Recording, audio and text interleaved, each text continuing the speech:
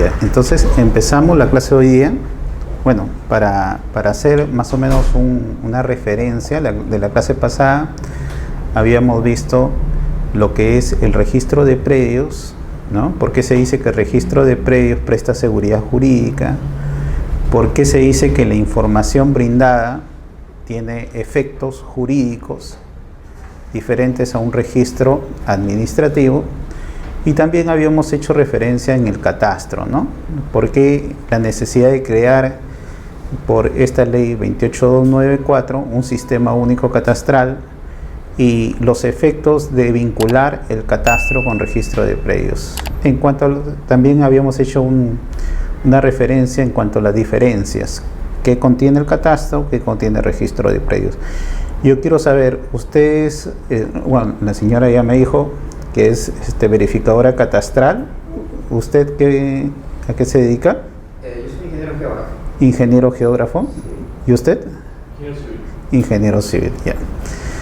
Es bueno porque podemos compartir experiencia de diversos puntos de vista, ¿no? Nosotros como abogados, la parte técnica nos es bien difícil en verdad entenderla, entonces lo que hacemos son interpretaciones literales de las normas y muchas veces tenemos hasta directivas que nos muestran cómo debemos interpretar.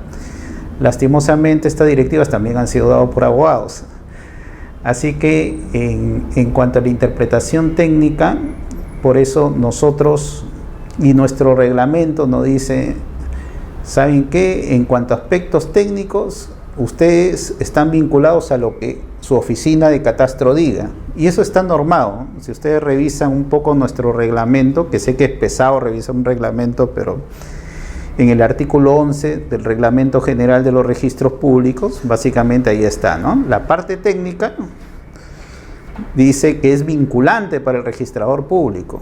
Entonces, si nosotros vemos un plano que es un cuadrado, donde uno de los lados mide 10 y otro 20, suponemos que es 200 metros cuadrados, ¿no? Eso es lo que todos suponen y lo que nosotros entendemos también.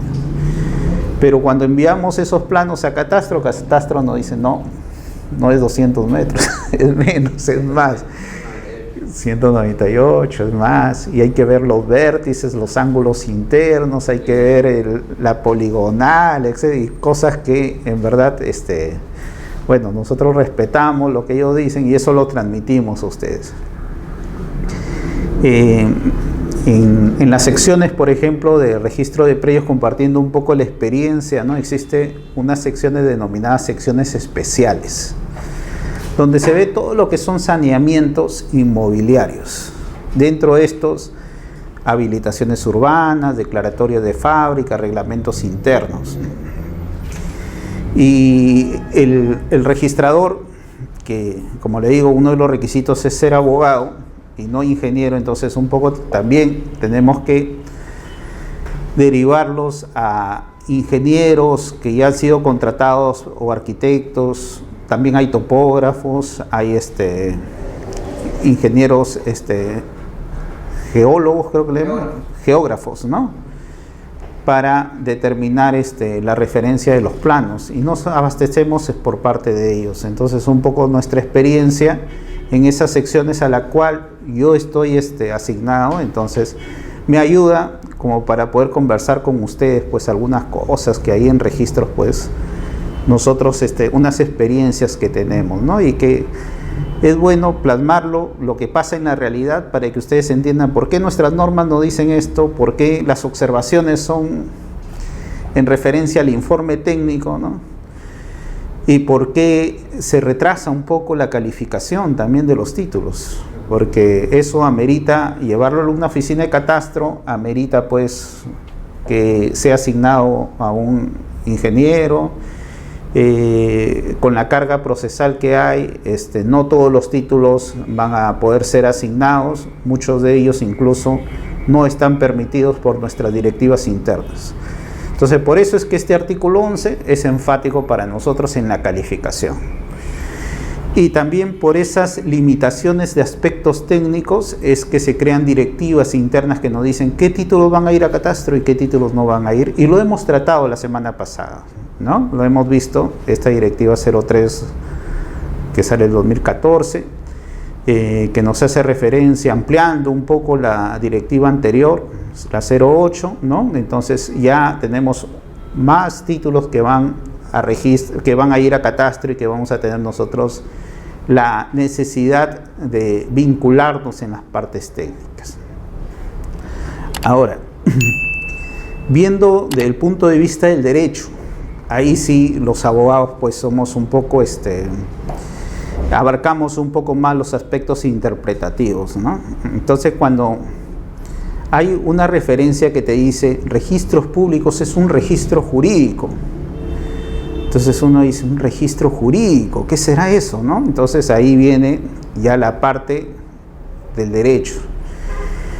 Y es un registro jurídico porque es un registro que tiene efectos jurídicos para nosotros, ¿no? Efectos que nos vinculan y que a nosotros nos imponen ciertas condiciones a creer que lo que está registrado es correcto. Incluso tiene prevalencia. Entonces, si yo en registros públicos figuro como propietario inscrito, ¿no? Y adquirí este bien inmueble, supongamos, este mismo año, en enero del 2016, supongamos, y otra persona viene y me dice, ¿sabes? Tú lo has adquirido de una persona que no era propietario, porque el que te lo vendió, a mí me lo había vendido hace 2 años, y acá está mi escritura pública, del 2013. Así que vas desocupando la casa porque yo soy el propietario, ¿no? Entonces ahí yo me veo un poco incomodado por esta referencia de que yo compré a alguien que no era propietario, ¿no? Y un poco acá viene que el que entonces me vendió no tenía ningún derecho, y por consiguiente yo no compré ningún derecho, porque nadie da lo que no tiene. Pero estos efectos que presta esta publicidad jurídica, por ejemplo, son tan imponentes que en este caso, a pesar que yo lo compré a quien no era propietario, pero yo pagué y lo hice de buena fe y estoy en posesión del bien, ¿no? Y no había en registros ningún documento que me decía que esa persona tenía una nulidad o un problema en cuanto a su derecho, entonces yo me constituyo en tercero de buena fe. Y yo le digo a la otra persona, discúlpame, pero en todo caso, yo he adquirido de quien en registro figuraba como propietario, yo soy tercero de buena fe, y mi derecho se opone a tu derecho, es preferente incluso. Y la otra persona va a ir a la asesoría de un abogado y le va a decir, sí, conforme el artículo 2022 en su primera parte, dice eso, dice que aquella persona que en registro figura como propietario tiene preferencia en su derecho, porque el otro derecho es de la misma naturaleza y por tanto tiene preferencia el que inscribió primero. Pero ¿qué pasa si, por ejemplo, yo compré un inmueble? A ver, dígame. Sería un poco de dejadez el propietario de no haber hecho su vinculación, ¿no? Claro, hay aspectos objetivos y subjetivos que ahí se pueden ver. Claro, un poco un castigo, ¿no? Pero la otra persona puede decir también, pero acá en Perú no hay necesidad de inscribir porque el registro no es constitutivo de derecho. Aquí es meramente declarativo. Incluso el Código Civil nos dice que la sola obligación de enajenar hace el acreedor propietario de él. O sea, basta que yo me comprometa a venderle y que ya haya habido un contrato entre los dos y la otra persona ya haya contribuido con su parte y yo me convierto en deudor, de formalizar la transferencia. Y él ya es propietario, yo soy un deudor que tengo que formalizarle esa transferencia. Entonces, así son los efectos civiles.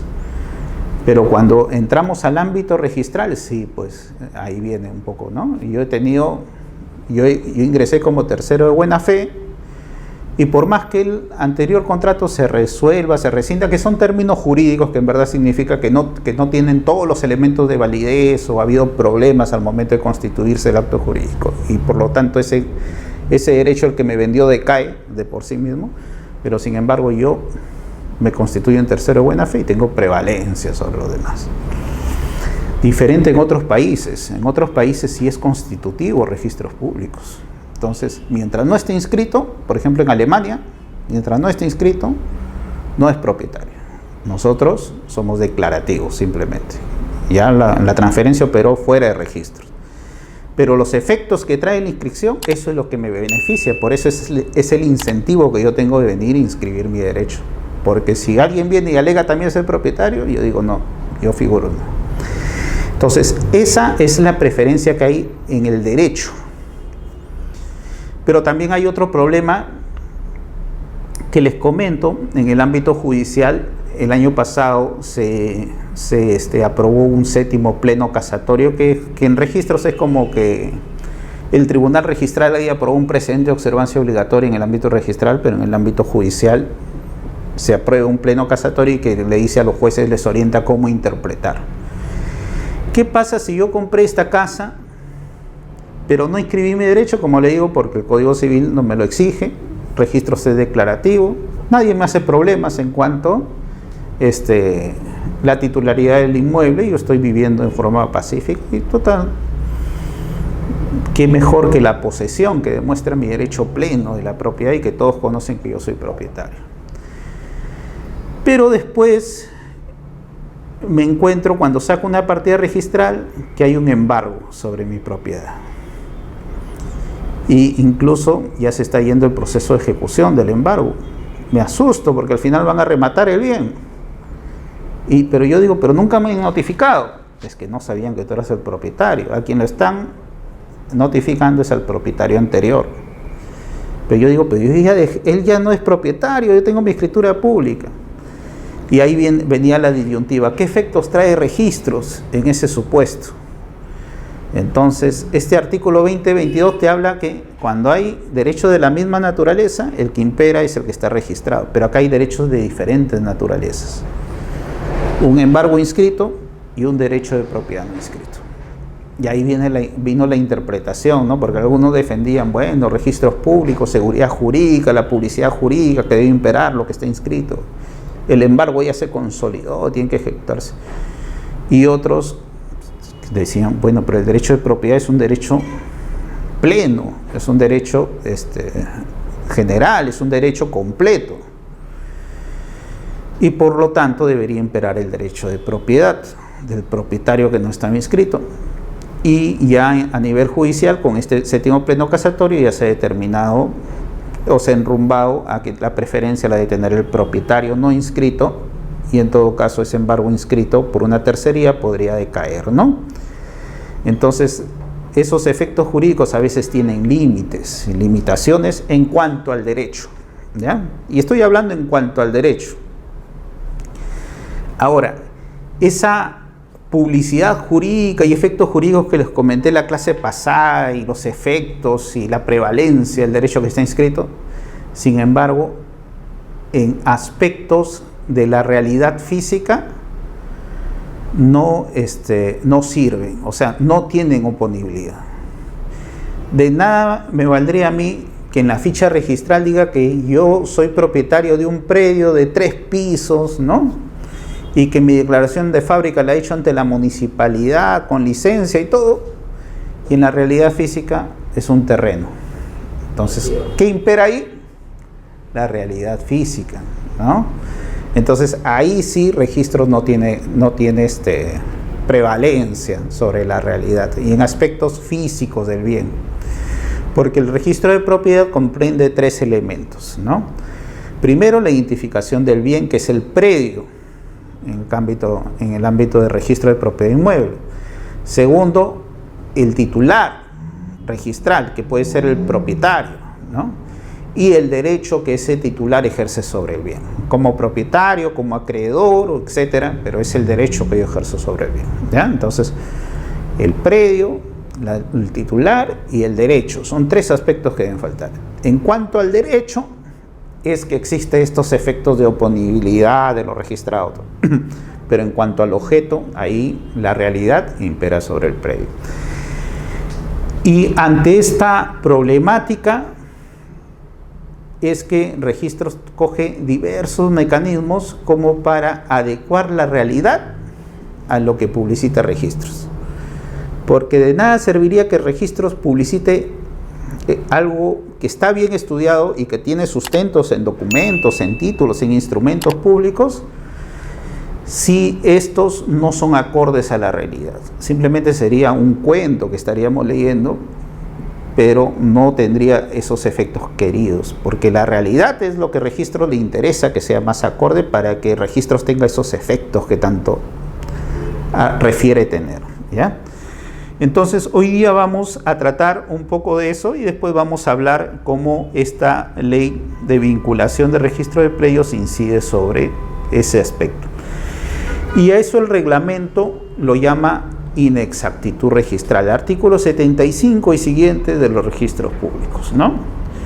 Cuando lo registrado ahí le he hecho una referencia de una ficha registral en la historia de registros, ¿no? Cuando en el año 1971 con nuestra tecnología de la máquina de escribir creamos estas fichas móviles, ¿no? Ahora ya con la computadora ya existen los asientos electrónicos que le llamamos, ¿no? Entonces, es cuando la realidad de lo registrado difiere con la realidad, básicamente. Cuando lo registrado difiere con la realidad, eso se llama inexactitud. Y Registros procura corregir sus inexactitudes para que sea más acorde a la realidad en sí. ¿Ya? Entonces, y acá vamos a ver unas causas de inexactitudes y cómo nuestro reglamento a nosotros nos dice cómo actuar. Por ejemplo, parte de nuestra labor no solo es estudiar los títulos, sino extraer la importancia del título y publicitarlo para esos efectos jurídicos. Entonces, en una compra-venta, por ejemplo, ¿no? Yo me pongo a leer una compra-venta.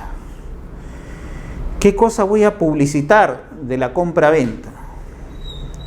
Por ejemplo, si ahí hace referencia, es una casa de paredes rosadas, ¿no? Tiene acabados de lujo, tiene ventanas tipo tal, etcétera, y todos esos aspectos técnicos.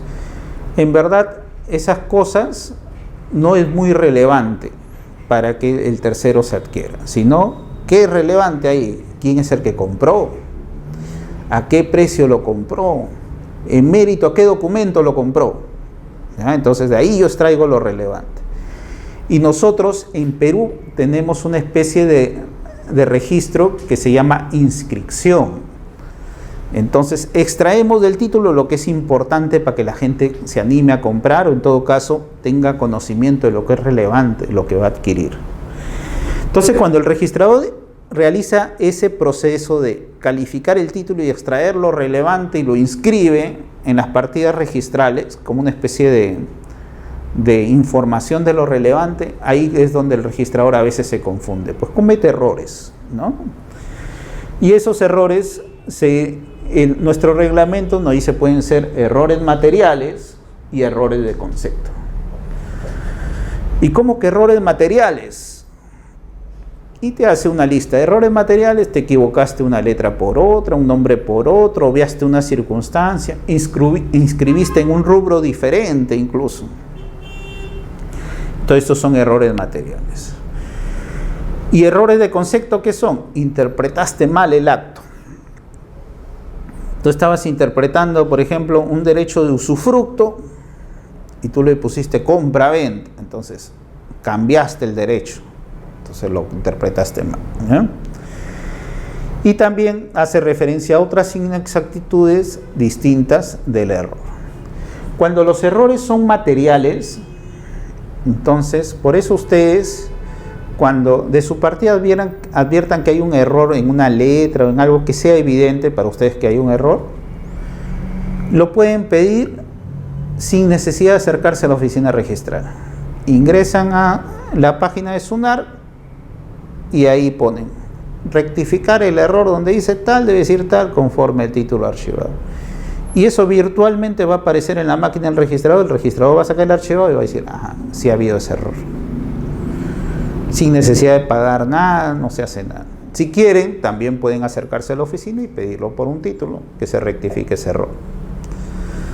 No sucede así en los errores de concepto. En los errores de concepto, sí es necesario ingresar un título formalmente y pedirlo para que el registrador pueda advertir del error que ha habido, ¿ya? Y en base a eso ya uno realizar la calificación de este error. En los errores materiales, incluso el registrador, sin que haya por parte de los solicitantes algún requerimiento de corregir el error, él de oficio, cuando se da cuenta que ha cometido el error, él también lo puede hacer. En los errores de concepto siempre tiene que pedirlo los solicitantes, él no lo puede hacer de oficio, ¿no? Entonces, esos son referencias. Hay otras inexactitudes. Una inexactitud podría darse, por ejemplo, cuando hubo el cambio de documento de identidad. Tenía mi libreta electoral de 7 dígitos, ahora mi DNI de 8 dígitos. Entonces, hay una inexactitud. Y por documentos fehacientes, como son certificados de RNIE, copia del DNI, entonces uno puede rectificar esa inexactitud, ¿ya? Y también se puede deber a otros tipos ya de errores que provienen del mismo título en sí, ¿no? Entonces, las personas refirieron, por ejemplo, a haber vendido el predio, en vez de poner $100.000, le pone 100.000 soles.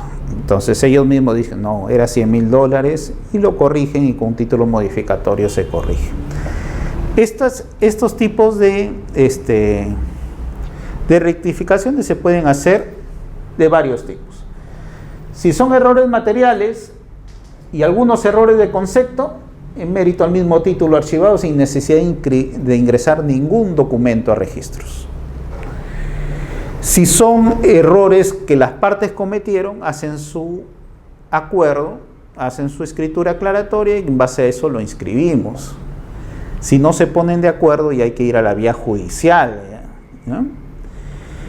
Y también hay tipo de errores que pueden ahora los notarios y en el ámbito administrativo ya incidir sin necesidad de ir al Poder Judicial, porque el Poder Judicial siempre lo vemos pues como una oficina sobrecargada, ¿no? de puras solicitudes. Entonces, el juez en verdad lo que tiene en sí es una función jurisdiccional.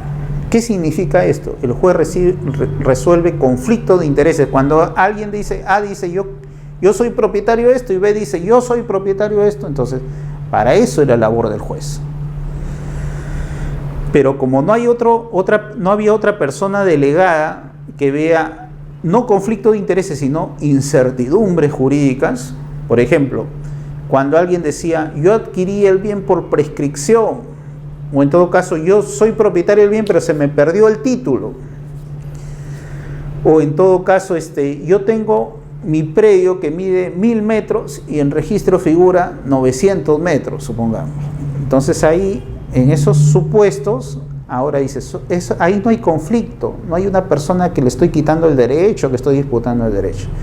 Eso se llaman incertidumbres jurídicas. Eso lo puede ver un juez, lo puede ver ahora un notario y lo podemos ver en el ámbito administrativo. En el ámbito administrativo, por ejemplo, ahí tenemos la ley 28294.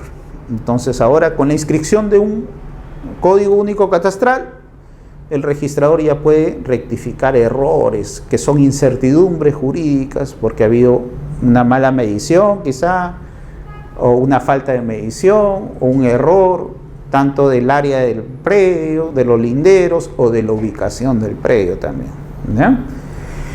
Y errores por parte de los notarios públicos, eso ya están supeditados a una ley de procesos no contenciosos, se llama la ley 26662. Los notarios ahora ven, cuando no hay conflicto de intereses, el notario también incide y corrige lo que se llaman incertidumbres jurídicas, y vamos a verlo porque vamos a ver en el ámbito notarial y en el ámbito registral cómo se pueden corregir estas áreas, linderos, donde es necesario la participación del catastro, y cómo el catastro se va vinculando, ¿no?, al ámbito jurídico, y cómo la información que ya tenemos es una información más exacta, porque antes solo publicitábamos derechos, no nos interesaba mucho el área, los linderos, etc. Y cuando avanzó el tiempo, ahora que ya incidimos en que haya bases técnicas, planos, nos damos con la ingrata sorpresa que se presentan duplicidades, ¿no?, parciales, totales, triplicidades, superposiciones de áreas, lo que sea, ¿no? Entonces generamos a nivel registral conflictos al final. y por malas mediciones, pues. Entonces esta ley 27333 es bueno que ustedes la conozcan porque les van a pedir, como ustedes ven estos aspectos técnicos, entonces ustedes van a saber orientarles pues a las personas que le pidan, ¿no? Rectificar errores, ¿ya? Entonces esta norma se amplía un poco los alcances de los notarios públicos, que antes ya habían otro tipo de rectificaciones que no implicaban áreas, linderos en un predio, sino rectificaciones de procesos no contenciosos que veían los notarios, por ejemplo, rectificación de partida de nacimiento, de partida de defunción, de partida de matrimonio, constitución de patrimonio familiares, adopción de personas mayores, ¿no? Y sucesiones, proceso de sucesión intestada, apertura de testamentos, etc. Entonces, los notarios han incidido poco a poco en ver estos procesos no contenciosos, disminuyendo esa carga del juez, pues que su función principal del juez de resolver esos conflictos de intereses, con esa sobrecarga procesal, entonces hace que los procesos que deben durar 3 meses según el Código Procesal Civil, ¿no?, demoren 3 años, ¿no? Entonces ahí viene la incidencia. Entonces, por ejemplo, una rectificación que es muy común en registros, en cuanto hay un propietario que no tiene bien determinado su área y sus linderos, pero que tampoco tiene conflictos con los vecinos, ¿no? Entonces, ¿qué hace? Simplemente ustedes levantan el plano catastral con el georreferenciado, con las coordenadas correctas, ¿no? Y elabora una escritura pública, él con todos sus colindantes. Y eso lo ingresan a registros. Eso es la rectificación por mutuo acuerdo. En el ámbito registral, esto va a ir a la oficina de catastro, y si ve que no se está apoderando de vías públicas, no hay en verdad, mediante una rectificación de área, un aprovechamiento de área de otros colindantes, se efectúa la rectificación. Es lo más armónico que se puede dar, pero cuando hay acuerdo entre el propietario y sus colindantes. Cuando los colindantes están de acuerdo, pero como los vecinos tienen sus reservas, yo estoy de acuerdo contigo, haz lo que quieras, pero yo no voy a firmar nada, te dicen, ¿no? Que se puede dar, ¿no? Entonces, no todo está perdido. O sea, no hay que, ya tengo que ir al proceso judicial, no. También hay un proceso notarial. El notario los emplaza a ellos, los invita a participar, y si no se acercan, pero tampoco se oponen, se inicia todo un proceso de saneamiento. Al final, el notario hace su escritura pública y con eso ingresa a registros con los planos, y también se produce lo que se llama la rectificación de área. Y bueno, pero cuando sí vemos superposición, vemos gente afectada, vemos que hay conflictos, hay oposiciones de otras personas que se ven afectados en sus derechos, ya nos vamos al ámbito judicial, ¿no? Por un proceso abreviado también, no es un proceso de conocimiento, así que es algo más corto de lo que existe, ¿ya? Hasta ahí, ¿alguna consulta? Igual o inferior a la registrada. Cuando es inferior, igual se hace notarialmente. Así es, igual o inferior. La idea es, como le digo, no aprovecharse, ¿ya? Ahora también en la praxis se da que cuando hay mutuo acuerdo, vemos que se solucionan problemas de superposición registral que había, ¿no? Entonces la del vecino seguro se va a reducir un poquito y el mío se va a agrandar un poquito, o al revés, y con eso también se puede solucionar por mutuo acuerdo esa referencia de duplicidades. Un plano georreferenciado visado conforme al artículo 21 del reglamento de inscripciones, ¿no? Visado por la municipalidad, ¿ya? En este caso no necesariamente sea visado por la municipalidad, ¿eh? Puede visarlo un verificador. ¿Registral o catastral? No, registral, un verificador común, sí. ¿ya? O verificador responsable, como se le llama. Bastaría eso. La idea es que esta ley 27333 no solo amplía los alcances de los notarios, sino da una solución a una problemática que se daba también cuando había estos procesos de saneamiento de regularización de fábrica en mérito a la ley 27157. Entonces, cuando uno es verificador común, ¿no? A veces determina que, oye, pero el área de registros no es igual al área real del terreno, ¿no? Entonces uno en forma honrada pone, área de registro dice tanto, área del terreno dice tanto. ¿Qué hace el registrador? Te lo observa y te dice, oye, adecúate, porque acá estás poniendo cosas que no son reales. Pero uno dice, pero yo estoy poniendo lo que es real, que está mal en registros. Entonces incide. Ahí, que se inscriba una carga en todo caso. Y el registrador lo que hace, inscribe una carga y anota preventivamente la fábrica. Entonces, en mérito de esta norma, lo que se procura es levantar esas cargas y adecuar, como le digo, lo que se busca es que registros estén lo más adecuado a la realidad para que en verdad los registros produzcan esos efectos queridos, pues, ¿no? Que hace referencia a la seguridad jurídica y los demás aspectos en sí. ¿Ya? Entonces eso.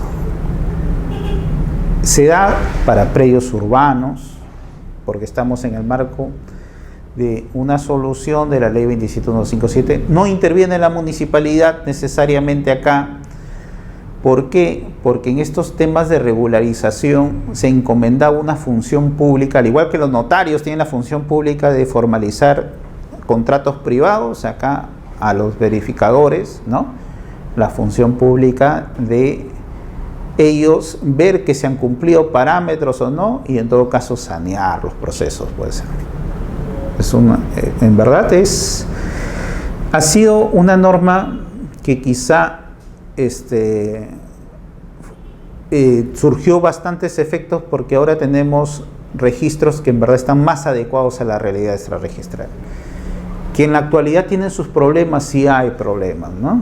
Porque no sé por qué antes del 99 en el ámbito registral parece que existía el boom inmobiliario antes del 99. Porque todos dicen que se terminó de edificar antes del 20 de julio del 99 para acogerse a esta ley, ¿no? Y supuestamente ahí estamos en un poco de crisis, ¿no? Después ha venido el boom inmobiliario, pero bueno. Entonces quizá ahí viene un poco de la problemática, ¿no? Que un foco de sinceramiento con estas normas.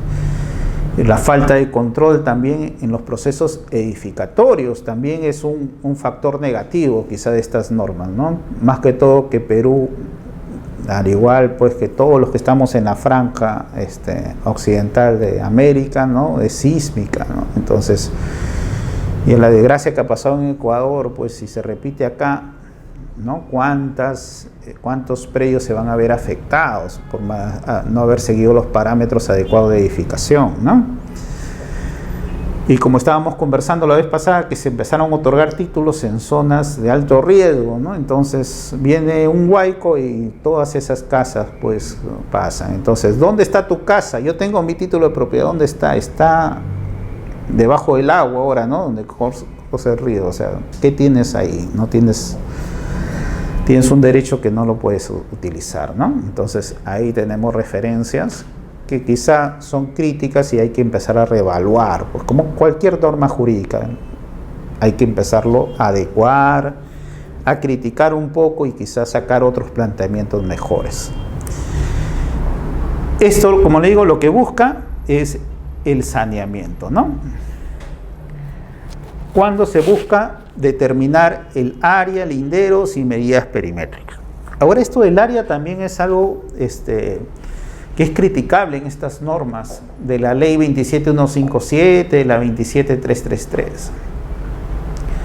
Porque, y ustedes, qué mejor que ustedes que saben más que alguien que ha estudiado Derecho, ¿no?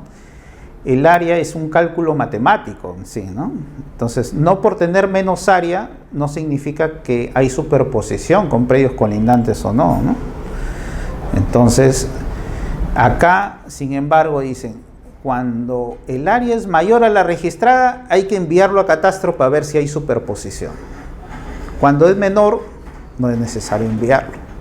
Pero debe ser así, o sea... No, porque Puede haber superposición siendo un área menor, ¿no? Entonces, otra crítica a la norma, que ustedes podrían plantearlo ahí, ¿no? Porque ustedes ya conocen más de esto de la referencia. Pero como le digo, estas normas han sido creadas por abogados, entonces el abogado dice, un área menor quiere decir que no hay superposición. No es así, ¿no?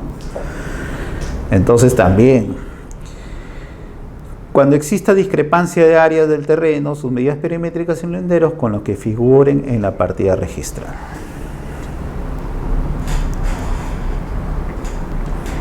Esta ley 27333 que les acabo de explicar, es bueno que lo sepan, que lo pueden aplicar solo en predios que se encuentren en zonas urbanas. ¿Ya? Puede ser un terreno urbano y estar en una zona, puede ser rústico y estar en una zona urbana. Tengo un tema así, que en registros públicos está como sin habilitación urbana, no tiene declaratoria de fábrica y están en su proceso de saneamiento, puesto que es un área menor, tiene 9.900, pero registralmente tiene 10.000. Por eso decía que tiene superposiciones, ya se hizo la búsqueda y salen superposiciones. Bastantes superposiciones, claro. Uno en vía y uno por acá, un cachito por acá, y todas son superposiciones. Y por eso estaban pidiendo hacerlo por CUP. Pero si hubiera sido por la 2733, haciendo lo que es la que usted dijo primero, la de mutuo acuerdo, era con colindancias, o sea, se pudo haber hecho así también. También se pudo haber hecho así.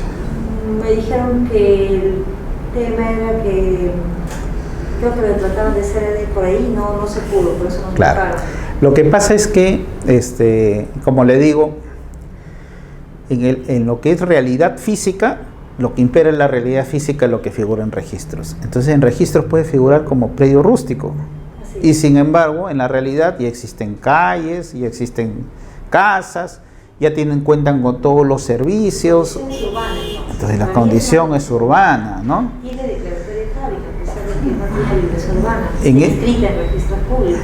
En ese sentido, la ley 27157 se puso en supuestos. Dice, puede tener habilitación urbana, o sea, predio que es urbano básicamente, porque ya cuenta con habilitación.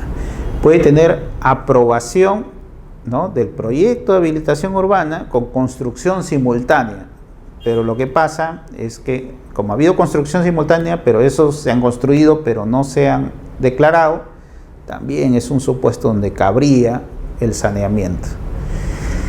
Y el tercero es que esté en zona urbana consolidada. Y de ahí viene el perjuicio para nosotros los abogados. ¿Qué son zonas urbanas consolidadas, no? Entonces venía el problema. Bueno, ya lo explicó el Decreto Supremo 08/2013, más o menos ha hecho referencia cuando en la partida matriz, ¿no?, básicamente casi la integridad de la partida ya está urbanizado, supuestamente toda esa zona ya es urbana consolidada. Pero a nivel jurisprudencial, el Tribunal Registral ha dicho, bueno, que te traigan un certificado municipal, que eso es zona urbana. Entonces, ¿qué certificado? O sea, un certificado de inspección, un certificado de una licencia, un certificado... Entonces, en la mayoría de pronunciamientos del Tribunal Registral ha dicho, un certificado puede ser un certificado de zonificación y vías y un certificado de parámetros urbanísticos. Esos son los certificados que pueden imperar, porque ahí se ve la zonificación, los usos y en todo caso ves que se encuentra en una zona urbana. Pero también ha habido una que otra jurisprudencia que a pesar que los solicitantes han presentado su certificado de parámetros urbanísticos, no lo han aceptado. ¿Cuándo? Cuando del mismo certificado aparece, no cuenta con habilitación urbana. Solo excluye terrenos rústicos. Exacto.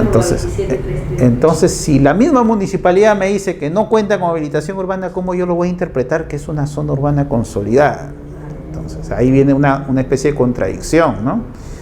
Algunas salas del tribunal dicen, bueno, pero ya te adjuntó el parámetro, a pesar que diga eso, está en zona urbana. Y otras resoluciones se han ido y han sido un poco más cautos, se han dicho, no, por algo te está poniendo ahí que no cuenta con habilitación urbana. Incluso hay todavía certificado de parámetros que dice no cuenta con habilitación urbana y está invadiendo vías públicas. Sí. Peor todavía, ¿no? Entonces ya el registrador se pone un poco más cauto en esos casos, ¿no? Incluso el documento de la observación dice que está invadiendo, podría haber superposición con vías. Con vías, Con vías. Entonces, por todo eso es que han mandado Entonces, quizá en primera instancia, claro, le hacían la observación. Pero habría que ver si en apelación quizás se lo pasaba a la segunda instancia, porque, como le digo, son criterios discrepantes. Que ya le iban a tachar, una cosa, tenían el miedo esa de la tacha, No hay que tener miedo a la tacha. No hay que tener miedo a la tacha. Ahora, son criterios. Pues.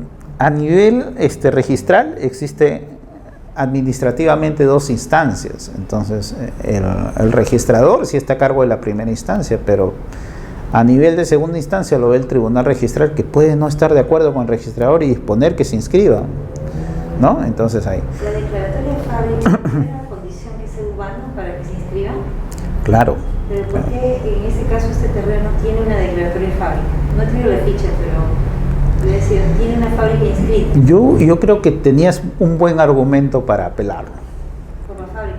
Por la fábrica y porque tenías el certificado. O sea, de que cuando entramos nosotros claro, es porque nos llaman para el PUC. claro. Entonces, pero yo leyendo ya la documentación veo que tiene declaratoria de fábrica, tiene condición de urbano, tiene parámetros, tiene Bueno. una serie de condiciones que podría cumplir con la 2733.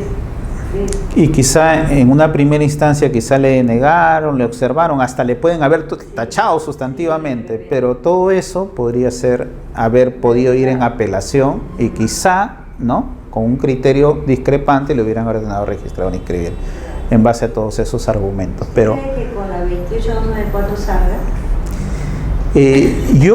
Claro, porque la 28294 no te hace la distinción, pues solo te dice que, incluso te dice, a pesar que esté catastrado o no catastrado, ya con un verificador catastral, ¿no? O sea, no te hace un distingo en ese sentido. Incluso la ley 28294 te dice, si hay superposiciones y Catastro lo informa así en su informe, se hace asientos de correlación, o sea, eso no impide tampoco el saneamiento, simplemente se hace asientos de correlación. Voy a ir hasta el CUC. Y de ahí, bueno, también teniendo todo el expediente, ingresar a registros. Ahora el tema de saneamiento registral, ¿cómo lo verá? No sé, si es que... Vamos a ver cómo es el proceso. Esta clase te va a interesar definitivamente. Y a mí también me va a interesar tus experiencias. Sí, estamos empezando.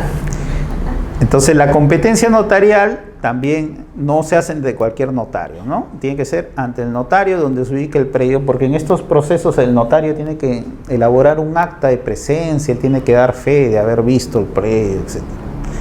Notario abogado, bueno, más que todo estos son notarios de provincia, no necesariamente todos eran notarios abogados, ¿no? Predios urbanos, no existe oposición y que no cuenten con superposición, porque como le digo, mediante la rectificación lo que no se puede hacer es, en todo caso, incidir o disminuir área de los colindantes. Pero si hay superposición por mutuo acuerdo y la otra parte está de acuerdo en también reducir su área, en ese caso no hay ningún problema, ahí sí se podría, ¿ya? Que se adjunta la escritura pública, el informe técnico y el plano de ubicación y perimétrico.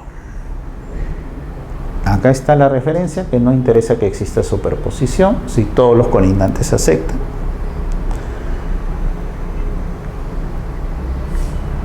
Y acá hay unos acuerdos vinculantes en referencia al tribunal registral, ¿no?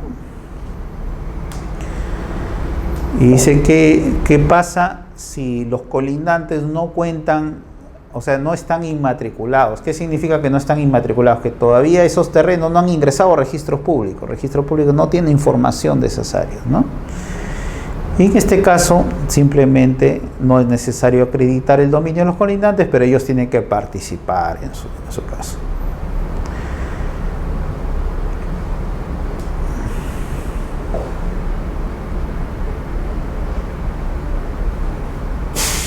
Lo que se busca también es proteger el derecho de personas que ya cuentan con derecho inscrito, ¿no? Y mediante estas rectificaciones no hay que vulnerarles sus derechos. Y ahí acá está la referencia de que no interesa que exista superposición conforme literal A, o sea, mutuo acuerdo, sí se podría rectificar, ¿no? Ahora, cuando no quiere firmar el vecino, ¿no? Acá sí hay dos supuestos. Y parte nuestra normativa con el área en forma equivocada, ¿no? Como ustedes bien lo han dicho, ¿no? Porque no necesariamente porque el área sea igual o inferior a la registrada significa que no haya superposición. Puede haber superposición. O el área sea superior, en cuyo caso, siempre y cuando hay una certificación registral, que el área no se superpone a otra registral. Esto quiere decir que lo enviamos a catastro cuando el área es mayor, que también hemos dicho que es criticable, ¿no? Porque puede ser incluso un área mayor y sin embargo no haber afectaciones a colindantes. Acá sí ya el procedimiento es un poquito más complejo, porque la ley nos norma en cuanto al procedimiento seguir el mismo del artículo 5, ¿no?, de la ley 27.333, que hace referencia básicamente a los procesos de prescripción adquisitiva notarial, ¿no? Porque los notarios públicos ahora pueden declarar titularidades por prescripción adquisitiva a los posesionarios. Y también aquellos propietarios que nunca han inscrito su predio, pero no cuentan con título de propiedad porque se perdió o se deterioró. A eso se llama título supletorio, ¿ya? Entonces, en esos dos supuestos donde no hay conflicto, no hay oposición, yo soy posesionario 10 años, ¿no?, en forma constante, pacífica, pública, como propietario. Y en todo caso, ya sustantivamente el Código Civil me dice que yo he obtenido mi derecho de propiedad. Entonces voy a un notario al no haber conflicto y el notario me crea, o en todo caso él declara mi derecho de propiedad, que yo ya lo tengo sustantivamente, pero necesito que un juez o un notario lo declare para poderlo inscribir en registros públicos. O yo soy propietario, pero tenía pues un título antiguo, ¿no?, tipo papiro, que lo cojo y se deshace, no me sirve para probar mi derecho de propiedad, entonces voy a un notario o un juez, porque los notarios alternativamente no se le ha quitado al juez esa jurisdicción, pero en todo caso es para ayudarle a bajar sus procesos. Ya me construye un nuevo título y con eso accedo a registros públicos. ¿Ya? En esos supuestos, entonces se ha puesto esta rectificación donde los vecinos no quieren firmar. Entonces me voy a un abogado y el abogado va a explicar pues el tiempo de posesión, la dirección de los predios colindantes, va a juntar la certificación municipal de quienes figuren al costado, ¿no? Vamos a tener 3 testigos, el notario va a solicitar una anotación preventiva en registros, publicaciones en el peruano y en otro de mayor circulación, 3 publicaciones. Y hay que esperar y rezar todos los días que nadie se oponga, ¿no? Y que apenas se cumplan, bueno, nuestra ley dice 25 días, su reglamento dice 30, pero bueno, esperamos mejor los 30 para que no haya problema. Se cumplen, al día siguiente voy y pido ya la definitiva, ¿no? Y con eso ya se llega a rectificar pues mediante este proceso. ¿Qué mejor incidencia que los planos visados por autoridad municipal? No dice la norma. La jurisprudencia registral dice que no interesa que sean visados por la municipalidad, puede ser visados por un verificador. Pero la ley nos dice otra cosa. Eso también es una disyuntiva para el registrador público. Dice ingeniero o arquitecto. Ingeniero no especifica si es ingeniero o arquitecto colegiado, dice. No especifica qué tipo de... Es ingeniero civil, se complementa que debe ser ingeniero civil. Sí. Okay. Lastimosamente, también eso ha sido un error, ¿no? Un error por parte de verificadores que deberían ser... Yo soy verificador común. Ya ves, y no necesariamente... No es necesario ser No es necesario ser civil, ¿no? Sí, o sea, no especifica si es... Pero cuando uno se va por la jurisprudencia siempre dicen, tiene que ser ingeniero civil o arquitecto. Eso es lo que, sí, siempre dices. Y que así debe interpretarse, dice todavía. Y eso no es correcto, pues. Como le digo, los abogados en esas partes en verdad deberíamos respetar, ¿no? Un poco la incidencia, pues, porque... Un tema así en una municipalidad y el tema es de que tuve que o sea, ellos tenían que adecuarse a la ley, la 28294. Fui a hablar personalmente, o sea, primero fue el tramitador, no le aceptaron, tuve que ir a hablar yo y tuvieron que ellos adecuarse porque, o sea, están obligados a que la municipalidad tiene que adecuarse a esta ley y aceptar a los que estamos inscritos en el índice de verificadores cadastrales. Ya. ¿Tú pareces ingeniero civil o arquitecto? También decía ingeniero civil. Entonces, yo les dije que hablé con la persona encargada, bueno, ya tuvieron que adecuarse y dijeron, oye, como ingeniero es verificador catastral, le tenía más peso, Claro. no hay problema, que firme ella. También No lo que firme. aceptaron. Ah, ya, O sea, mire, no hay problema, o sea, qué aceptaron bueno. el tema porque Claro. soy verificadora catastral, entonces acepto, o sea, yo me sentí bien porque quiere decir que sí están viviendo, Yo- o sea, se están siguiendo la norma. Yo también me sorprendí porque una vez contraté a un arquitecto para construir mi casa y me dijo, pero primero tienes que llevarlo a que hagan el estudio del suelo, anda un ingeniero geólogo, ¿no? Después tienes que ver, porque te había partes construidas, a un ingeniero civil para que vea la estructura, si se podía.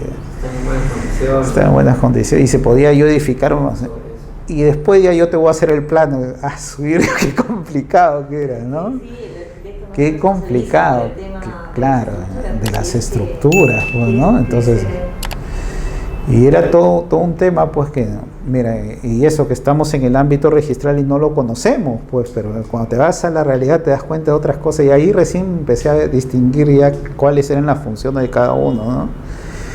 Pero acá en estas normas como que se mete en un saco a todo, ¿no? O sea que el ingeniero, basta que sea arquitecto, ya él puede dar fe de todo. Incluso la ley 27157 y su reglamento dice que él da fe en referencia del aspecto estructural de la edificación, ¿no? Y cómo un arquitecto puede dar informe, porque en el informe de verificación dice que él tiene que ver la adecuación con los parámetros y hacer un informe del aspecto estructural de la edificación. Entonces, Pero ahí está en discordancia con el Reglamento Nacional de Edificaciones. está en discordancia, Porque claro. ahí aclara las funciones de cada profesional. Exacto, ¿no? Pero mira, y cuando presentan esos registros, el registrador lo observa porque dice, no, la norma dice que tú tienes que dar informe del aspecto estructural. Y siendo un arquitecto, y yo supongo que ellos porque ya no es algo observado, ¿no? Se ponen, bueno, pues que la estructura se encuentra de tal forma, a veces ponen que se encuentra, que es sólida, etcétera, pero no con aspectos técnicos que supongo que un ingeniero civil conoce más, pues, ¿no? En esos aspectos, ¿no? Más genérico, digamos. Claro, él lo pone más genérico y el registrador, como es abogado que tampoco entiende nada, entonces basta que diga ahí informe estructural y ya lo pasa, ¿no? ya lo pasa, ¿no? Entonces, pero ya cumplí la norma. Pero la seriedad, o sea, la verdad es que debería ser eso exigible cuando son ingenieros civiles, ¿no? En todo Podría caso. ser un punto de observación por otra persona. Claro que sí, ¿no? Incluso también estas normas cuando dicen verificadores ad hoc también es un problema, porque tienen que ser de, Claro. son de arqueología, monumentos históricos, Claro. digo, ¿no? Arquitectos, claro, de zonas así que... zonas comerciales, cuando dicen zonas de afluencia masiva de público. Tránsito, Entonces, de tránsito. yo me acuerdo que yo observé uno diciendo, bueno, era un colegio, pues, ¿no? Primaria, secundaria, ¿no? No voy a mencionar el colegio, pero era un colegio que yo sabía que era que era para chicos pudientes, pues, ¿no? Entonces se observa eso, pero en el tribunal me lo revocan, me dicen que no, que basta que el verificador diga que no hay afluencia de público.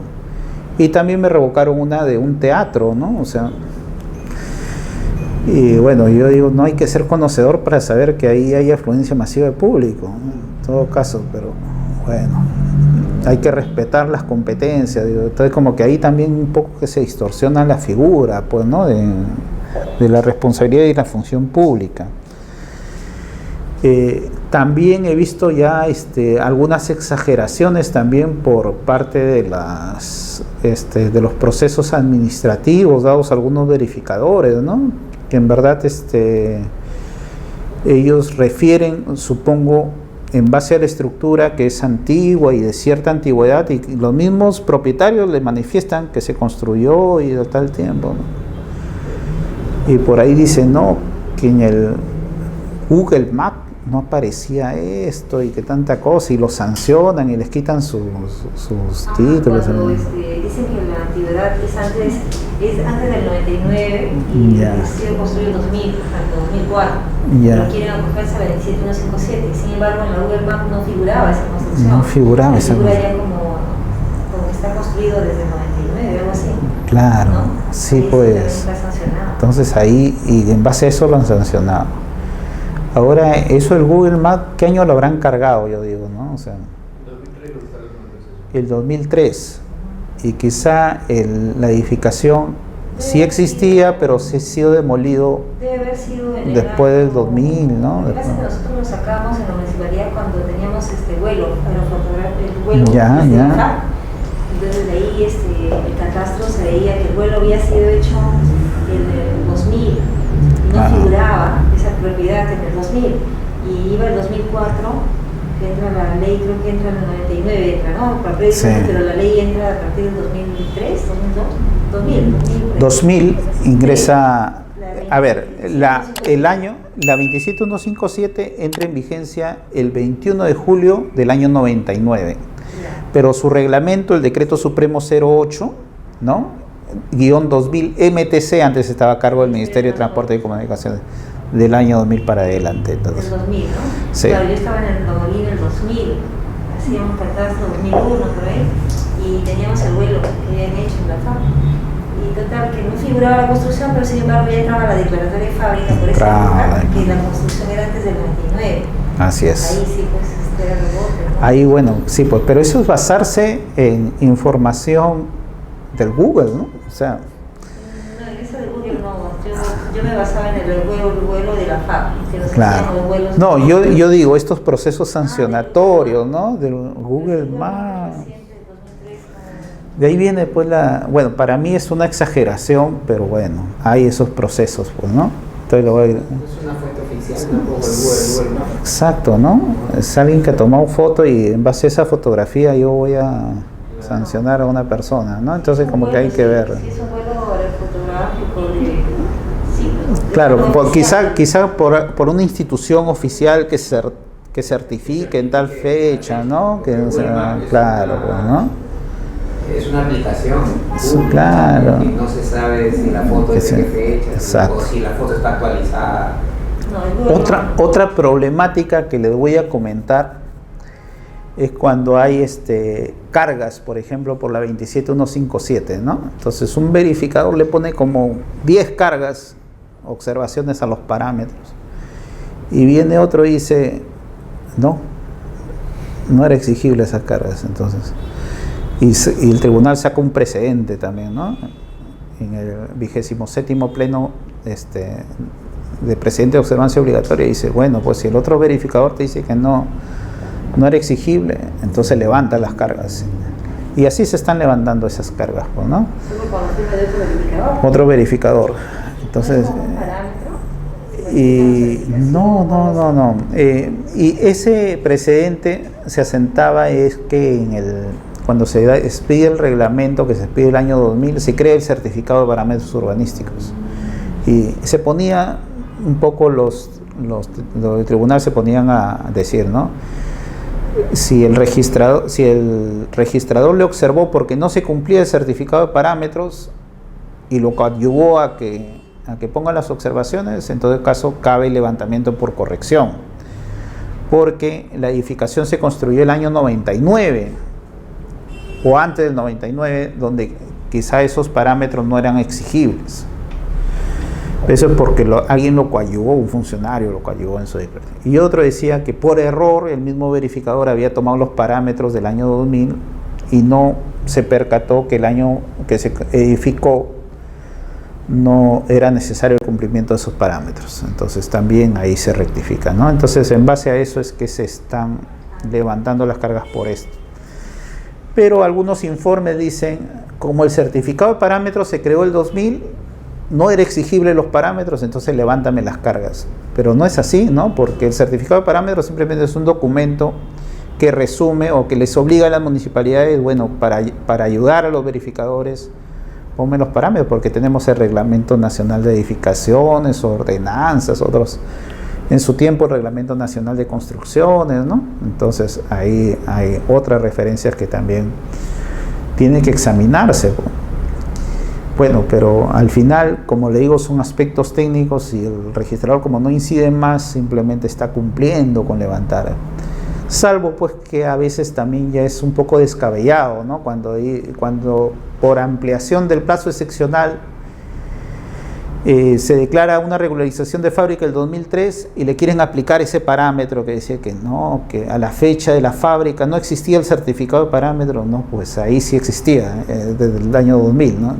Ahí sí le observan.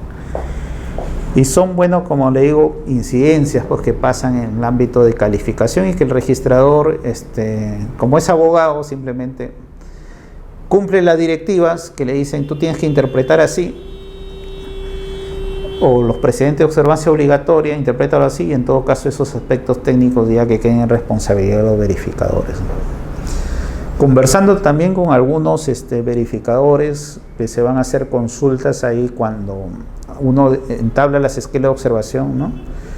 Me dicen que también la referencia de área ocupada no es la correcta, la que hace referencia a registros.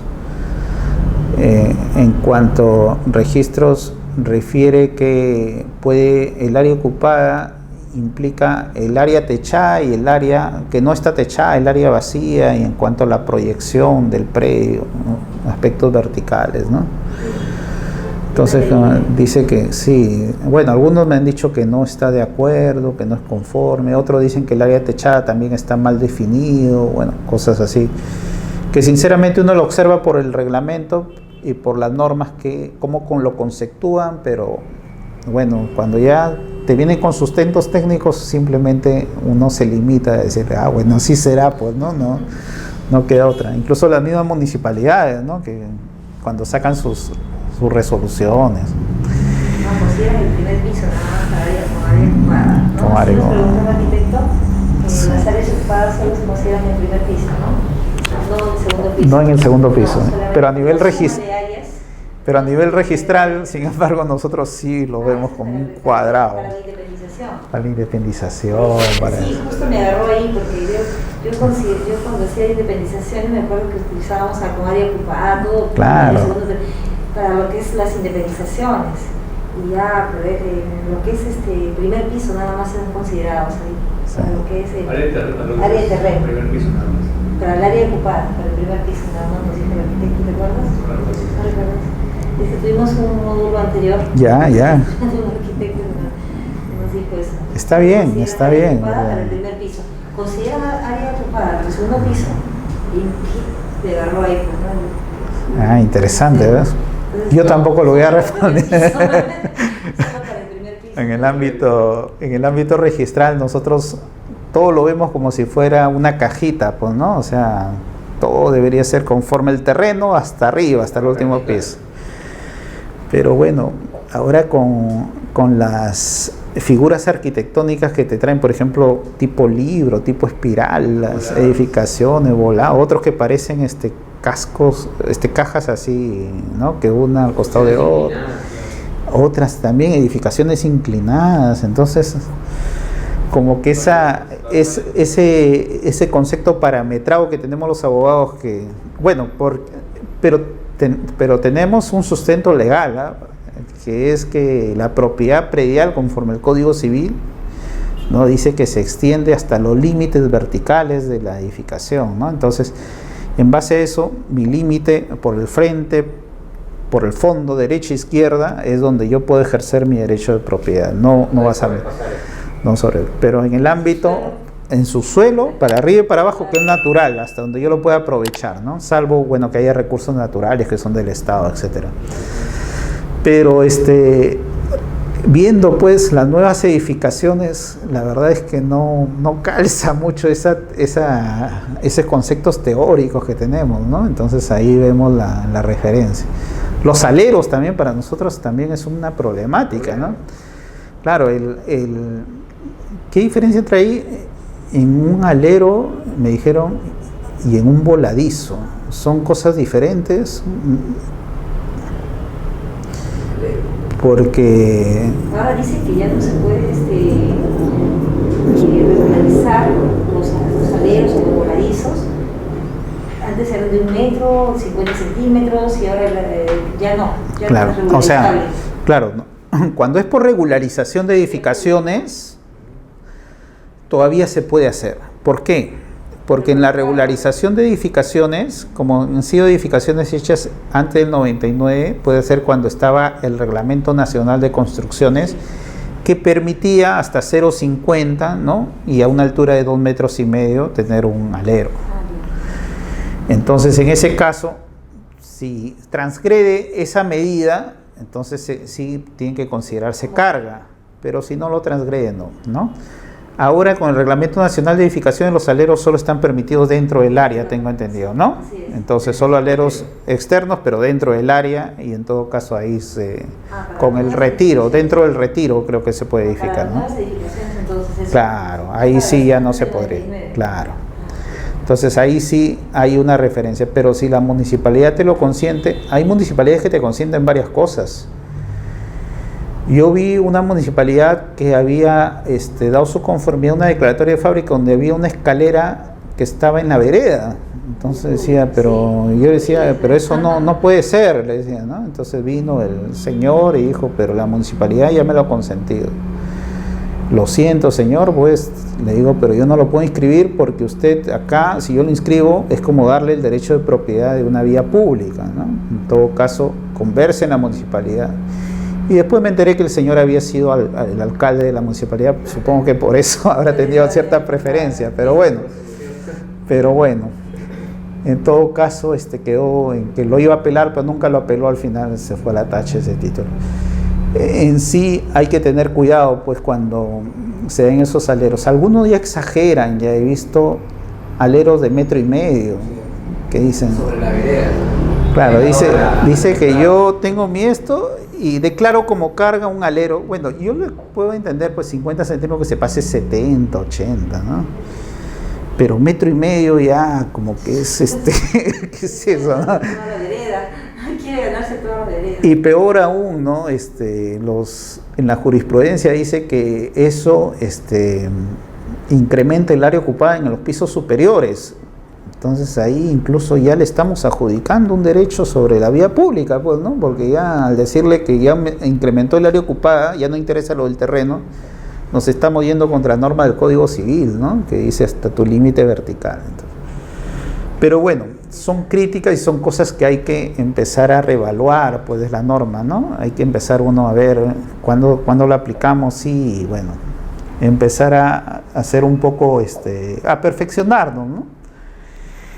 En este procedimiento el notario, como le digo, realiza publicaciones, fija carteles, se apersona al bien y él da su conformidad de lo mismo. Yo digo, un notario que vaya y que diga, esto mide 100 metros cuadrados, y el notario dice que se necesita la presencia para dar su acta que es conforme, ¿no? Pero él dirá, sí, más o menos mide 100 metros cuadrados, porque también es abogado el notario, pues, ¿no? Entonces supongo que no habrá mucha incidencia en el hecho que en estos casos él vaya. Diferente es en la prescripción adquisitiva de dominio, ¿no? Donde él tiene que demostrar la posesión pacífica, en este caso, y pública, ¿no? Va a ir al vecino y le va a decir, en verdad el señor vive ahí hace tantos años, ¿no? En verdad, y ver que es pacífica su posesión, ¿no? Pero en cuanto a rectificación del área, es algo que lleve él su centímetro, ¿no? Y se ponga a medir los ángulos, no sé cómo hará su AutoCAD, supongo, ¿no? Es su No, GP. que asume que uno un lado, mide un lado dice 30 metros, el de acá también mide 30 y puede tener 30.20. Exacto, ¿no? Entonces, ahí yo lo veo un poco, la labor de él un poco limitada, ¿no? Pero bueno, la norma está creada así, que él también tiene que apersonarse, dar su conformidad de esta realidad, porque el notario cuando dice que es correcto, a diferencia de lo que nosotros decimos que es correcto, el notario tiene fe pública notarial. Y lo que él ve por sus sentidos no puede ser desvirtuado sino en la vía judicial. Entonces, si él dijo que tenía 100 metros cuadrados y él da fe de eso, ya solo en la vía judicial puede incidirse. Entonces, ahí viene la fuerza del notario y lo peligroso de esto, ¿no? Que también uno puede decirle al notario, sí, ¿no? Esto mide tanto y el notario da fe de eso. Bueno, las actas notariales. En estos procesos, como le digo, si hay oposición, cuando hay oposición quiere decir que alguien se ve afectado. En consecuencia, los notarios ven procesos no contenciosos. Entonces ahí ya se convierte en un proceso contencioso porque hay un conflicto de intereses que debe resolver el juez. Por eso es que en estos casos, ¿no?, los notarios no inciden y te vas al proceso judicial o el proceso abreviado. Ya, ahora vamos a nuestra ley de saneamiento catastral, que es básicamente lo mismo, solo que acá ya no es el juez, ya no es el notario, sino es el registrador público quien va a incidir en estos procesos de saneamiento, y la labor técnica igual va a ser por parte de las personas encomendadas a preparar el Código Único Catastral, ¿no? En zona no catastral, los verificadores catastrales que van a requerir estos códigos únicos catastrales. En zonas catastrales, las municipalidades, ¿no?, salvo excepciones cuando son procesos de saneamiento de predios rurales, ¿no?, aquellas entidades que estén a cargo de estos procesos de saneamiento y que van a elaborar los COP. Básicamente, este reglamento fue normado el año 2006 y ha tenido varias, el mismo reglamento del 2006 ha tenido varias rectificaciones, correcciones, y tenemos dentro de ellos que al momento de realizar la labor registral se tuvo que hacer una directiva el año 2013, esta directiva 02-2013. Y decía para viabilizar la anotación preventiva. ¿Por qué? Porque en verdad pocas eran las que se inscribían, o sea, los registradores, como que un poco es, registros otorga seguridad jurídica en la medida que el instrumento público tenga seguridad jurídica de por sí. Y acá decirle al registrador que él va a ser el que va a aprobar el instrumento y el responsable de esa rectificación, siendo un abogado que está en un escritorio, entonces un poco limitado, ¿no? Porque el que en verdad tiene que ir es una entidad catastral a medir el predio, a ver que todo sea correcto, porque estamos diciendo que vamos a adecuar la realidad a registros y los efectos jurídicos de esta vinculación. Entonces, por eso es que hay un poco de trabas, quizá por la parte de la responsabilidad, ¿no?, del abogado que está ahí y que en verdad mira el plano y mira el plano, el reglamento habla de georreferenciado, ¿no?, habla de medidas no sé qué cosa, ahí está ese coordenadas UTM, habla de aspectos en verdad netamente técnicos, ¿no? Entonces, y uno decir ahí, sí, tiene razón, esta área es la que corresponde, y aprobar todo ese proceso y decir que es correcto, entonces como que incide un poco en la responsabilidad. Entonces, por eso es que mínimamente se buscan todos los mecanismos, hasta notificar a los colindantes, ¿no?, que también es una labor un poco, yo creo, no sé, un poco cargada cuando al costado tienes un complejo habitacional, ¿no?, o sea, un edificio. Entonces, notificar a todos los colindantes, dicen, ¿no? O cuando en incidencia pues tienes posesionarios, titulares registrales, titulares catastrales y cosas así que en verdad incide un poco en la seguridad jurídica, ¿no? Entonces el registrador dice, bueno, hay que notificarlo en el lugar donde quedan los colindantes, hay que notificarlos en sus domicilios, hay que notificarlos en instituciones públicas, en las sedes administrativas, ¿no? Cuando no ubicas a nadie, incluso la notificación vía edictos, cuando no es de nadie, a la Superintendencia de Bienes Nacionales para que incida sobre los mismos. Entonces ahí si alguien por ahí se vulnera y dice yo nunca he sido notificado, este proceso supuestamente podría decaer de por sí, ¿no? Porque se está yendo contra un derecho de alguien que quizás se ve afectado por estas rectificaciones. Entonces, por eso es que se incide mucho en estas notificaciones, por eso demora mucho también en el ámbito del procedimiento, ¿no? ¿Cuánto demora? Este proceso de anotación preventiva, vamos a verlo acá le he puesto los plazos, son 80 días. A ver, vean. Vamos a partir de los actos inscribibles. Existe la inscripción del Código Único Catastral e existe el procedimiento de saneamiento catastral y registral en base a estos marcos de esta ley de saneamiento.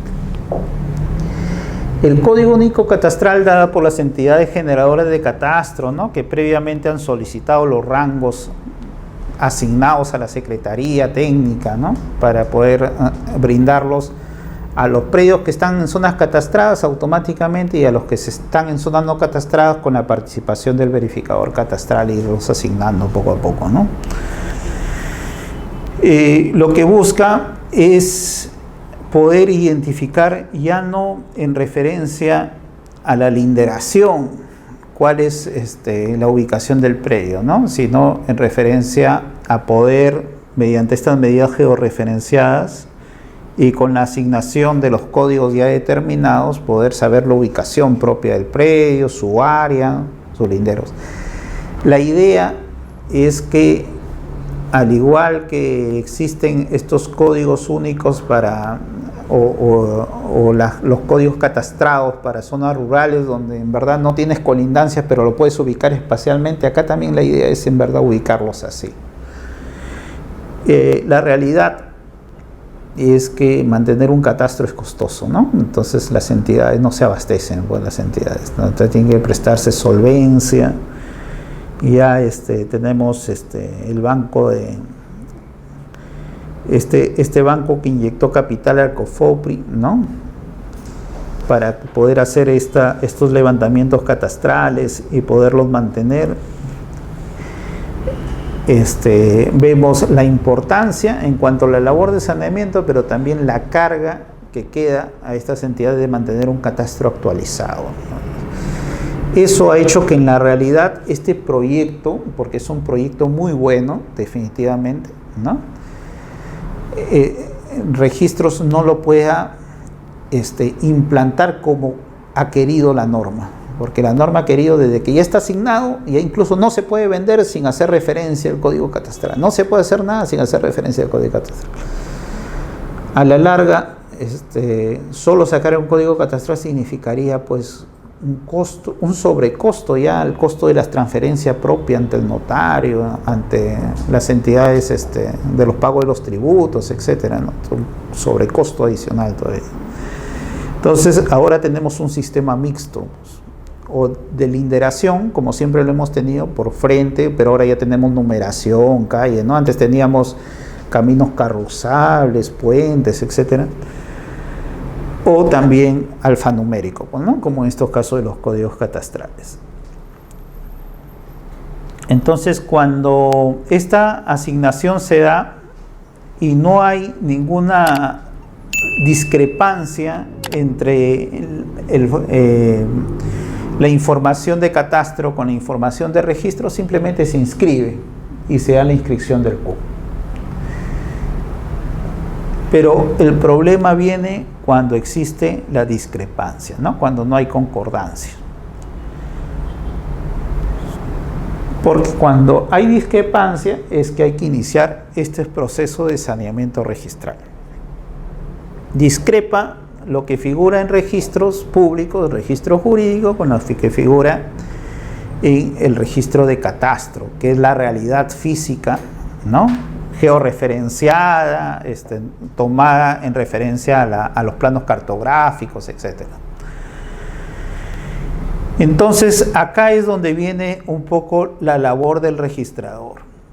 Voy a tener que iniciar un proceso de saneamiento catastral, porque he encontrado discrepancias, dice el registrador. Y no es que el registrador lo encuentre la discrepancia en sí, ¿no? Sino que el registrador lo que hace, toma la hoja informativa del CUC, lo manda a la oficina de catastro, donde tiene la base de datos. Como le dije, la oficina de catastro de SUNAR no es una oficina de catastro en sí, ¿no?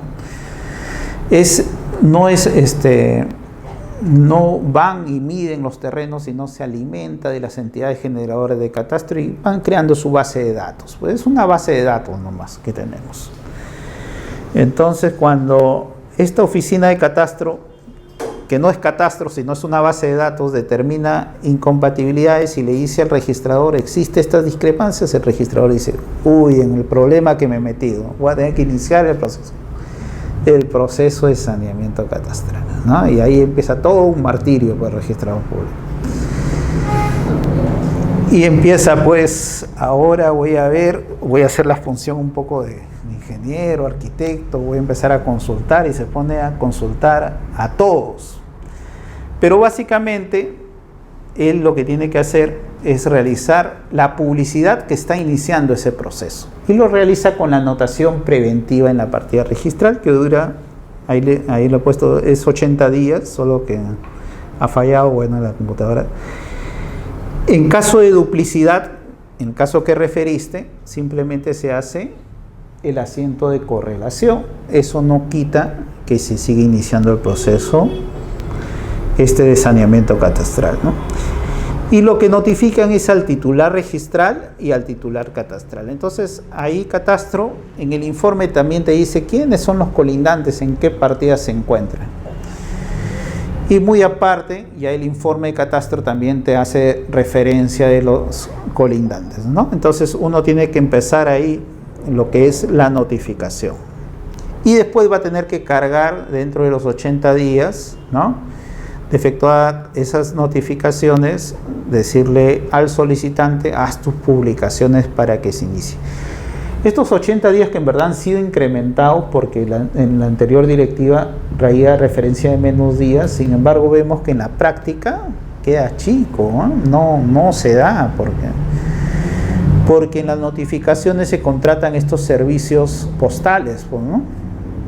Y ellos, como toda notificación, si dice el señor Juan Pérez, dice no, acá no vive Juan Pérez, ya, te lo observa y simplemente te lo devuelven. Y tú dices, ¿y quién vive ahí? No sabes. Oye, pero tengo que notificar a ellos Juan Pérez. Bueno, hay que notificarlo en su domicilio, tienes que ver RENIEC, ¿no? Para ver, ahí hay que notificar. Si es una persona jurídica, hay que ver el título archivado, qué dirección decía. Ahora, pues como toda persona jurídica puede tener varios domicilios, puede cambiar de domicilio, hay que ver la SUNAT, ¿no?, para ver dónde se ubica, etc. Entonces es todo una odisea eso para informar y poder notificar. Esta anotación preventiva que se da en el proceso de inicio te cobran 38 soles, ¿no?, más 8 soles por cada persona que hay que notificar en sí. Y hay que notificar a titulares registrales, ¿no?, a titulares registrales de los predios colindantes. Entonces todas las partidas hay que verlos. Y ahí viene después la odisea también, cuando en todas las partidas viene un complejo habitacional, ¿no?, vienen edificios con departamentos, aparte de notificar a la junta de propietarios, a cada vecino notificar, ¿no? Y cuando te devuelven, otra vez volver a hacer la notificación, volver a decir quién se encuentra ahí. A veces incluso en la praxis, en verdad, ya hasta obvian poner el nombre, simplemente la dirección, para que te reciban la notificación. En todo caso ya se enterará por la persona que vive ahí, ¿no?, que ha sido notificado, sin perjuicio de notificar a los colindantes en sus mismos domicilios, los titulares registrales en sus mismos domicilios. Y de ahí también se solicita publicar en el Diario El Peruano y otro de mayor circulación. Y esto ya corre a cuenta del solicitante, ¿no? A nosotros hacemos la anotación preventiva y le decimos, previamente le decimos al solicitante, tienes que pagar tanto, son tantos predios, tantas personas, tantos colindantes, tantos titulares registrales, titulares catastrales, posesionarios, etcétera. Entonces tú tienes que pagar todo eso. Y de ahí se paga y de ahí se anota, se hacen las notificaciones, esto lo llevamos a la gerencia registral, haciendo el informe, y ellos se dedican ya a la parte fáctica, ¿no? Con estos sistemas de mensajería empezar a notificar. Muchas veces terminamos de notificar a la última persona, ya pues los 80 días ya pasaron, ya han pasado hace 3 meses, pero viene pues la referencia, ya cumplimos con la notificación. Y supuestamente dentro de ese plazo de vigencia de los 80 días, uno tiene que pedir como solicitante la conversión en definitiva, pero si ya pasaron los 80 días y las notificaciones llegaron después de esa fecha, es un problema para los registradores que vienen con la referencia de la inscripción definitiva también, ¿no? Porque un registrador vio la anotación preventiva y empezó a recopilar las notificaciones. No le interesó pues si se pasaron los 80 días, él lo incorpora al archivo, ¿no? Pero a mí me toca la definitiva y yo veo que está yendo contra la norma, porque dice dentro de los 80 días hay que convertir en definitiva. Y me lo está dando después de 90 días. ¿Qué hago? Muchos registradores lo están tachando, otros observando. Pero veo que en segunda instancia, en forma más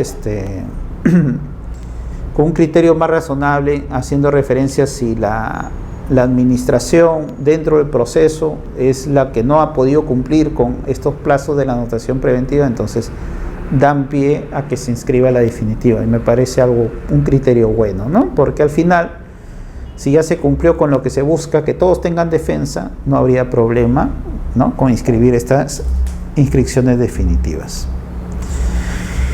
Igual acá también existe la oposición, ¿no? Entonces se inscribió la anotación preventiva y en todo caso hubo las publicaciones, y dentro de los 30 días unas personas se puede oponer a este procedimiento.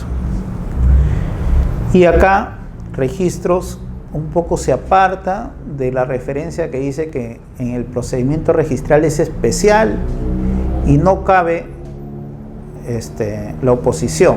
En este caso es una excepción, sí cabe la oposición y tiene que resolver los registros.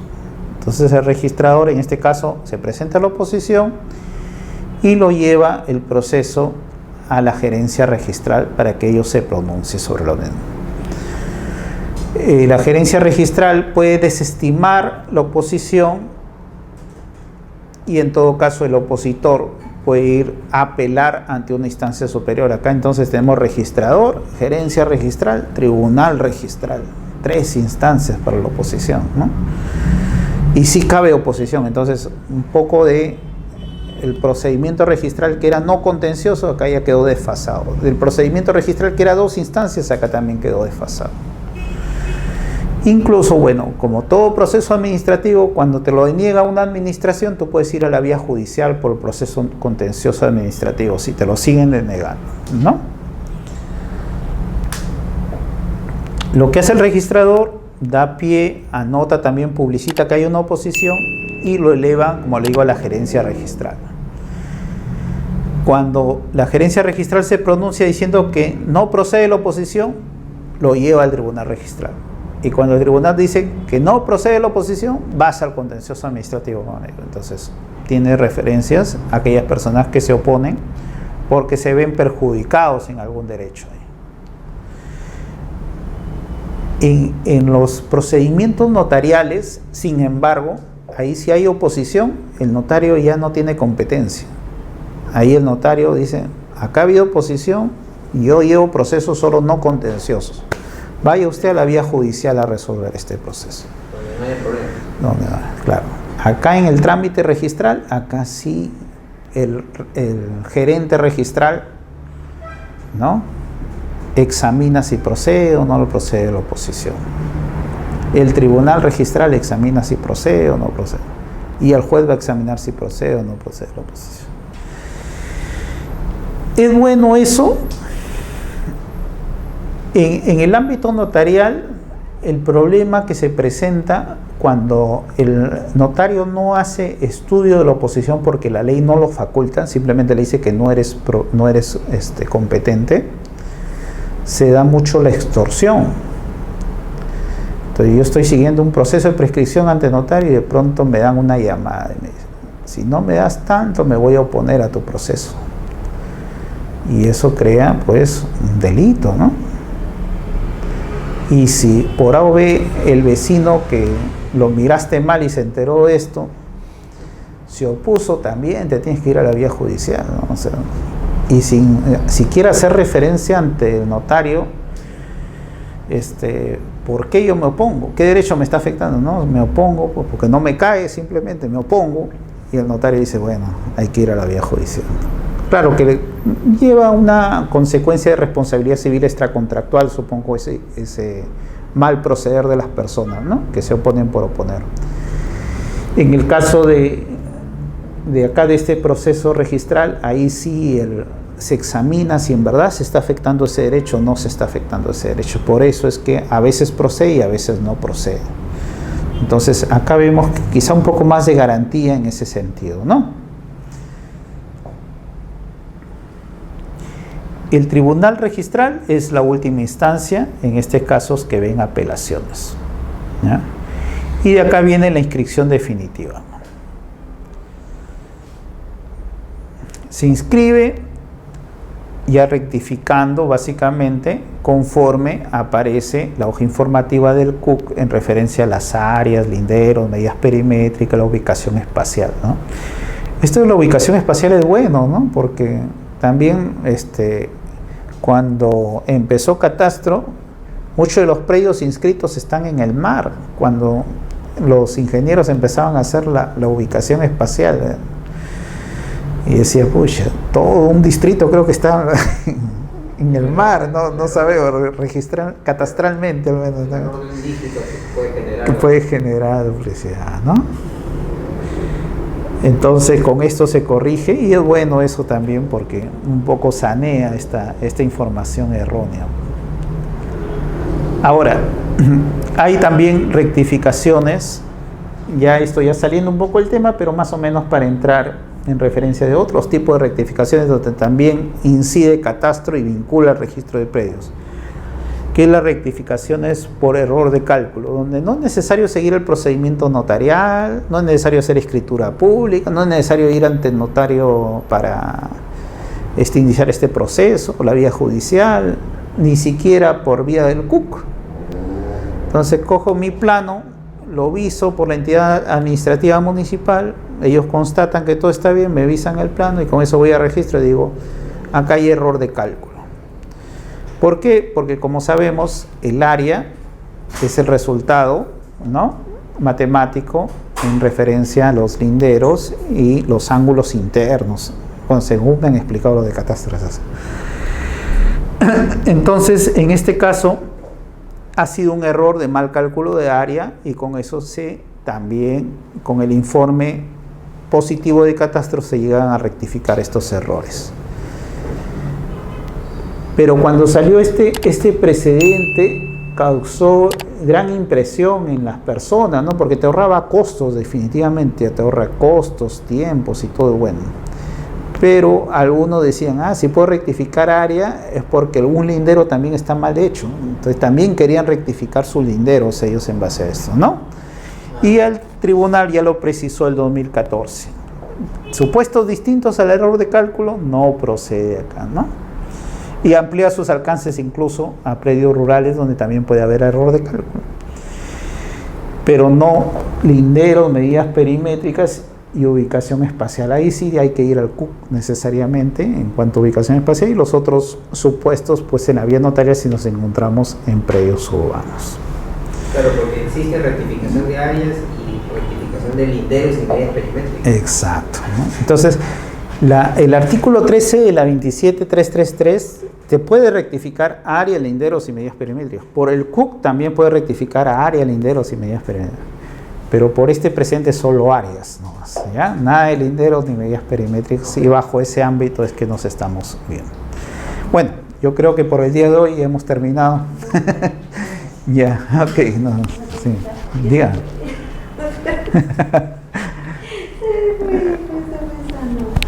Ay, ya, para la próxima. Para la próxima, ya, lo preparamos para la próxima, de cualquier cosa que... El decreto supremo, a ver si ya salió el reglamento. No ha salido el reglamento, pero como te digo, o sea, no lo tomes que te están contratando para iniciar ese proceso, porque ese proceso va a entrar cuando ya esté reglamentado, sino simplemente en cuanto al estudio técnico, que es otro requisito que necesitan estos documentos que ya llevan pues más de 5 años, ¿no? Donde se pueden inmatricular, claro. Entonces, en base a eso sí lo puedes elaborar. La 1209 dice que vamos a hacer 2 veces de la prescripción. Claro, ahora sí. Yo lo he leído y claro. Dice que también hay que notificar, hay que exacto. colindar. Ahí sí le van a recargar labor a ustedes y responsabilidad a los verificadores catastrales para solicitar la inmatriculación, ¿no? Claro, porque ya 2 veces de prescripción adquisitiva. Así es. ¿No? Y a nivel registral también se incrementa, porque vamos a tener que hacer anotaciones preventivas, publicitando este proceso, ¿no? Dicen que ya no va a publicitar registralmente, sino los verificadores son los encargados. Los verificadores van a solicitar a registros que se está iniciando el proceso. Sí. Entonces registros va a anotar y los verificadores al final, cuando ya han terminado su labor, pasado cierto tiempo, van a pedir ya la inscripción definitiva. Pero eso está todavía en forma de reglamento, todavía hay que reglamentarlo todo eso. Todavía no. Entonces, mientras tanto, todavía sigue valiendo esto de que los títulos que lleven más de 5 años de antigüedad podrían ingresar con inmatriculación, ¿no? Incluso ya cuando ha sido por títulos supletorios, notarial o judicialmente, ya ni siquiera necesitan los 5 años y pueden ingresar directamente también. Y la labor de ustedes es elaborar, sí, los planos, pues georreferenciados, ¿no? Toda la parte técnica, las memorias descriptivas, etc. ¿Ya? Ok, muchas gracias. No,